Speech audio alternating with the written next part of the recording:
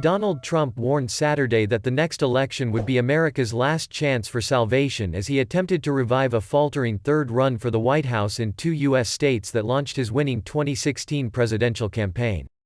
Buffeted by political and legal headwinds, the 76-year-old Republican addressed a few hundred supporters at an intimate rally in South Carolina's capital Columbia after speaking to grassroots activists in Salem, New Hampshire. "The 2024 election is our one shot to save our country and we need a leader who's ready to do that on day one," Trump said from a podium beneath the Statehouse rotunda, flanked by American flags and some of his most loyal political allies. The events were seen as a chance to revitalize a stuttering campaign amid criticism over Trump's failure to make any public appearances since he announced his latest run in November. But there was no discernible shift in his messaging as he launched into his debunked claims of a stolen 2020 election and reprised his litany of disparaging nicknames for his political rivals. He touched on favorite culture war talking points, railing against critical race theory that he said was being taught in the military as well as gender ideology and windmills that he said were mainly Chinese-made bird killers. "There's only one president who has ever challenged the entire establishment in Washington, and with your vote next year, we will do it again," he said, seeking to revive his 2016 image as an insurgent outsider. His most divisive remarks were reserved for the conservative critics he refers to as Rhinos, Republicans in name only, whom he criticized at both events, arguing in New Hampshire that they were even more dangerous than Democrats.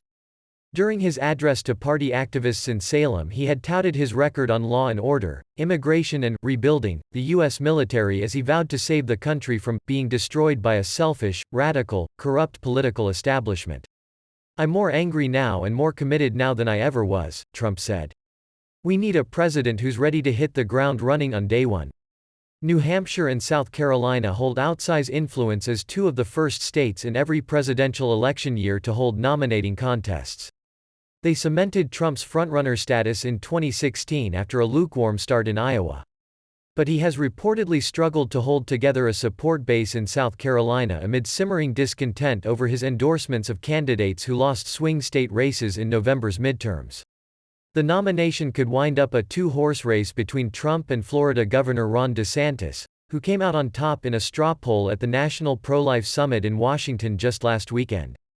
The biggest roadblock on Trump's path to the nomination may end up being his mounting legal woes, with a quasi-independent, special counsel, appointed to look into numerous allegations of misconduct.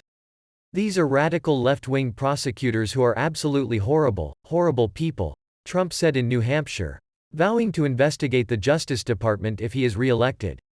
He is under the spotlight over his handling of classified documents found in an FBI raid of his beachfront mansion in Florida, his role in the 2021 insurrection and, in Georgia, his attempts to overturn his 2020 election defeat.